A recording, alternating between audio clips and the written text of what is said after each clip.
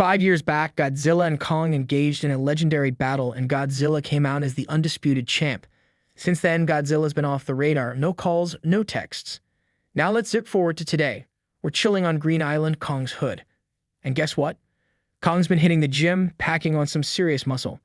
When Kong rises from his slumber, he decides it's splash time. Joining him is a lovely little girl, his partner in crime. She's a mute, but Kong's the strong, silent type, so they're a match made in heaven. But here's the kicker. Kong's got a fiery side. He's all about tree tossing and doesn't care much for boundaries. He's breaking barriers, both literal and metaphorical. Speaking of boundaries, Kong's been put under lockdown in town. Why, you ask? Well, folks are terrified of another Godzilla-Kong showdown. These two titans have a rocky history, and nobody's itching for a rematch. With these titans capable of duking it out in the looming dread of a rematch, they knew Kong's supersized growth had to be dealt with.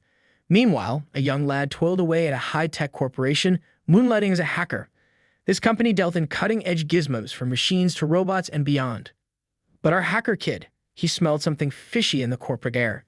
They were brewing up a project that screamed bad idea. So he went full-on digital detective, hacking into the company's data vaults. What he found was a massive, mysterious cargo headed straight for Hong Kong. Suddenly, the blaring alarms shattered the silence, announcing Godzilla's unwelcome arrival. And guess what? He's not here to sign autographs. Nope, instead, he's on a rampage, stomping buildings like they're made of cardboard. You remember Godzilla, right? The one who used to save kittens from trees and help old ladies cross the road. Well, apparently he's decided to switch careers, and now he's into urban redevelopment. And get this, he's got a new party trick, nuclear power. He's using it to redecorate the city, one fiery explosion at a time. News of his rampage spread like wildfire across the globe. The company's owner had a grand plan, a device to bring the beast to heel, to make Godzilla a weapon under their control. Madison, the ultimate Godzilla fan, tunes into this breaking news. But hold on to your skepticism, folks, because Madison isn't buying it. She knows Godzilla better than he knows himself, apparently. So what's a girl to do when her favorite monster's rep is on the line? She goes to her dad, of course, for some fatherly wisdom. She's convinced someone messed with his sushi order or something. Dad drops some knowledge bombs on her, comparing titans to moody teenagers. Yeah, apparently even kaiju have their off days. She cares about a hacker who might spill the beans on what's really going on with Godzilla. She's all in, ready to uncover the truth behind this scaly mystery Godzilla. You better watch out. Madison's on the case. The company's bigwig has a meet-up with Dr. Nathan, the Titan expert. This guy's so sciencey, he probably sleeps with a beaker under his pillow. The company head's like, hey, Dr. Nathan, remember that whole hollow earth theory you've been championing? Well, it turns out you were right all along. According to Dr. Nathan's bedtime stories, this hidden land beneath our feet is like an energy buffet for titans. It's the monster equivalent of a 24/7 all-you-can-eat energy bar. So the company's top dog spills the beans about discovering a new energy source down there. They're on the hunt for it, and if they strike gold, they're hoping to level the playing field with Godzilla. Who knew Hollow Earth would be the next big thing in monster power politics? Dr. Nathan's curiosity is piqued, and he's like, but seriously, how on Earth or under it do we get there? The company owner sighs, well, my brother tried a while back, but he didn't quite stick the landing. Rest in peace, adventurous sibling. Turns out the Hollow Earth doesn't play by gravity's rules. Everything just floats around like a never-ending cosmic parade. But hold on to your lab coats, because the company owner drops a bombshell. They got an anti-gravity car. Who knew? So they're revving up this anti-gravity beauty for a trip to the Hollow Earth, and they figure they need a local expert. Who better than our boy Kong to guide the way? Dr. Nathan has a heart-to-heart with his fellow doc, the one who's been taking care of Kong.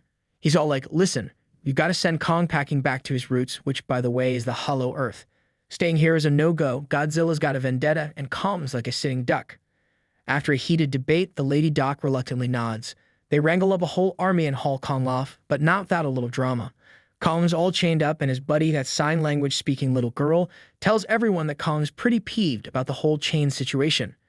The army's top brass huddles with the Doc, and they're like, we can't risk running into Godzilla. Let's take the scenic route to the Hollow Earth, shall we? And the Doc agrees, knowing full well that Godzilla and Kong in the same ZIP code is a recipe for urban destruction. Madison and her buddy decide to pay a visit to that hacker, looking for some juicy details. The hacker spills the beans about the company's super-secret project, the one they plan to ship to Hong Kong. But guess what? Godzilla's not a fan of this project, so he pays the company a fiery visit. Meanwhile, back on Kong's ship, a shrill alarm rings out. The little girl's radar for incoming trouble goes off, and she alerts the Lady Doc. Dr. Nathan, putting on his best problem-solving face, is like, okay, folks, Godzilla's in town. Let's release Kong so he can play referee. Godzilla, not one for subtlety, starts wrecking ships like a kid knocking over toy blocks. Kong gets wind of this and starts shouting like his life depends on it, which frankly, it does. They launch a barrage of rockets and missiles at Godzilla, who's taking it like a champ. Planes become confetti, and ships do backflips.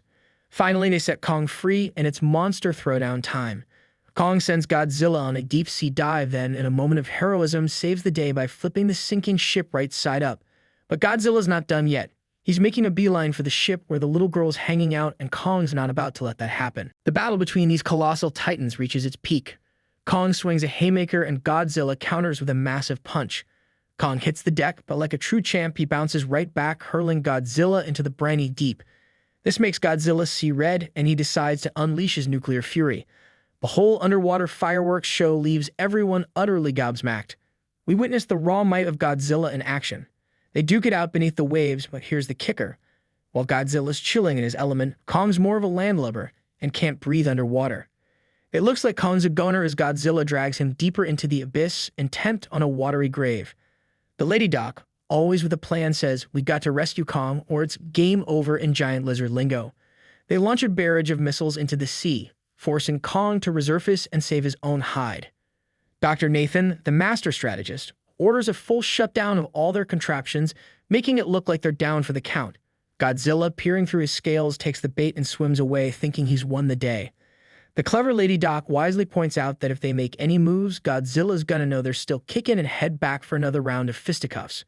So how the heck are they gonna navigate this pickle and get Kong to safety? Dr. Nathan, always the problem solver, chimes in with a brilliant idea. "We'll give Kong a lift by air," he says. Meanwhile, Madison and her gang, even the curious cat, sneak into the company's lair to suss out what's tickling Godzilla's scales. Lo and behold, they stumble upon a treasure trove of enormous eggs, but wouldn't you know it, they accidentally trigger some kind of automated egg delivery system. Next thing they know, they're locked in a contraption set on a collision course with Hong Kong, eggs and all. Back on Kong duty, the army manages to hustle our furry friend to the doorstep of the Hollow Earth. But Kong ain't budging an inch, so they hatch a plan to get the girl to nudge him in the right direction. After all, Kong can't say no to his favorite little sidekick. Kong finally gives the nod and strides right into that Hollow Earth cave. Our gang follows suit in their handy-dandy anti-gravity car, venturing into this extraordinary realm. As they venture deeper, they stumble upon a cookie world brimming with all sorts of bizarre creatures. And oh boy, here comes a freaky flying monster who decides to crash their party. But Kong's not having any of it. He makes a swift move, ripping the head off that airborne nuisance. Meanwhile, back on the surface, Madison and her gang head up Hong Kong. They stumble onto some top-secret weaponry, and guess what they find? The company's crafted their very own Godzilla Buster, a little something they call Mechagodzilla. The company's big shot introduced them to Dr. Nathan, the scientist extraordinaire, and boy, do they have a wild gadget to show off. It's none other than Mechagodzilla, the company's brainchild. Now they're itching to put Mechagodzilla to the test. And what better way than to sick it on a skull crawler? Mechagodzilla flexes its powers and poof, no more skull crawler. It's like child's play for this metal beast. But here's the rub, he needs more power, and where else could they find it but in the Hollow Earth? The company's bigwig was on a treasure hunt for an energy source, all to bring Mechagodzilla back to life. Fast forward and boom, Mechagodzilla's back in action. Godzilla senses it, and he's on the express train to Hong Kong. Now let's take a breather and appreciate the beauty of the Hollow Earth, nestled in all its glory. Kong's leading the pack and he finds this door, giving it a good growl. What's behind it, you ask? A weapon, the King Kong of axes, was forged by Godzilla himself. Kong's looking like royalty, sitting on his throne with that axe in hand. Meanwhile, Godzilla's closing in on Mechagodzilla in Hong Kong. Panic's in the air and everyone's hightailing it to safety. But hold the phone, Kong stumbles upon an energy source, one that can charge that mighty axe of his, taking it to a whole new level of power. Godzilla senses company nearby and decides to unleash his nuclear power, drilling it deep into the earth toward Kong's location. The company's owner, however, has a tricky move up her sleeve. She slyly sends a sample of this energy back to the company to activate Mechagodzilla, ignoring the pleas of the female doctor. With Godzilla closing in, she hastily flees, only to have Kong intercept her getaway, Kong style. Kong enters Hong Kong wielding his axe, which gets momentarily wedged, adding drama to the showdown. This clash between titans ensues and Godzilla, being Godzilla, repeatedly unleashes his nuclear fury, in an attempt to toast Kong. Yet Kong, resilient as ever, survives every fiery onslaught. But then, in a dramatic twist, Kong strikes a mighty blow with his axe and Godzilla starts to feel the burn. Furious, Godzilla hurls Kong around like a plaything with his nuclear power, yet Kong's axe remains his trusty shield. The epic battle rages on, with Godzilla's overwhelming power seemingly pushing Kong to the brink of defeat. But hold your breath, Kong mounts a remarkable comeback, turning the tide of this colossal showdown. Finally, with Kong pinned down, growls exchange, and Kong refusing to back down, Godzilla gets the message and retreats.